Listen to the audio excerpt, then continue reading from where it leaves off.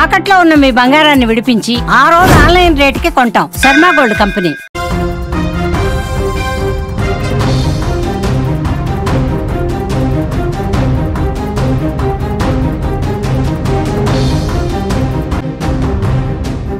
అమెరికాలో ఉగ్రదాడి కలకలం రేపుతోంది.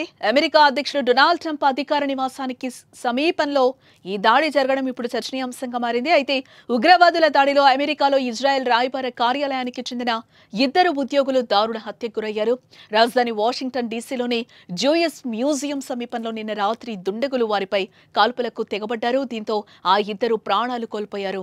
ఈ ఘటనను యూదులపై మత విద్వేషపూరిత ఉగ్రదాడిగా ఇజ్రాయెల్ అధికారులు అభివర్ణించారు. గాజాలో ఇజ్రాయెల్ దాడుల నేపథ్యంలో హమాస్ ఈ కాల్పులకు పాల్పడినట్టు భావిస్తున్నారు. అయితే ఈ ఘటన అమెరికా దర్యాప్తు సంస్థ FBI వాషింగ్టన్ ఫీల్డ్ ఆఫీస్ కు కొన్ని అడుగుల దూరంలోనే జరగటం గమనార్హం. అమెరికా హోంల్యాండ్ సెక్యూరిటీ కార్యదర్శి క్రిస్టీ నోమ్ ఎక్స్ వేదికగా ఈ విషయాన్ని ధృవీకరించారు.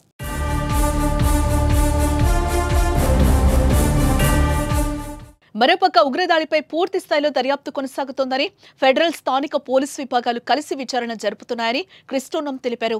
మరోపక్క బాధిత కుటుంబాలకు ప్రగాఢ సానుభూతిని తెలుపుతున్నా ఈ దారుణ దాడికి పాల్పడిన నిందితుడిని తప్పకుండా శిక్షిస్తామని క్రిస్టినోమ్ పేర్కొన్నారు. ఇక ఇదే విషయంపై FBI డైరెక్టర్ భారత సంతతికి చెందిన కాష్ పటేల్ స్పందించారు. జూయిష్ మ్యూజియం వెలుపల జరిగిన కాల్పుల ఘటనపై తమకు సమాచారం అందింది. తాము సైతం పోలీసులతో కలిసి దర్యాప్తు చేస్తున్నామన్నారు. బాధిత కుటుంబాలకు తమ తరపున సానుభూతి తెలియజేస్తున్నామని ఆయన ఓ ప్రకటనలో తెలిపారు. కాగా ఇజ్రాయెల్ రాయబార కార్యాలయం ఈ ఘటనను ధృవీకరించిన తమ ఉద్యోగుల వివరాలను మాత్రం వెల్లడించలేదు. ఇజ్రాయెల్ రాయబారి దాడి సమయంలో అక్కడ లేరని మాత్రమే పేర్కొంది.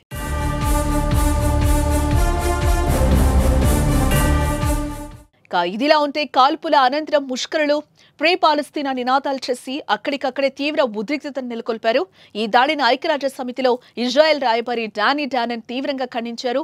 దాడిలో పాల్పడిన వారిపై అమెరికా ప్రభుత్వం ఖచ్చితంగా చర్యలు తీసుకుంటుందని తాము నమ్ముతున్నట్లు విశ్వాసం వ్యక్తం చేశారు.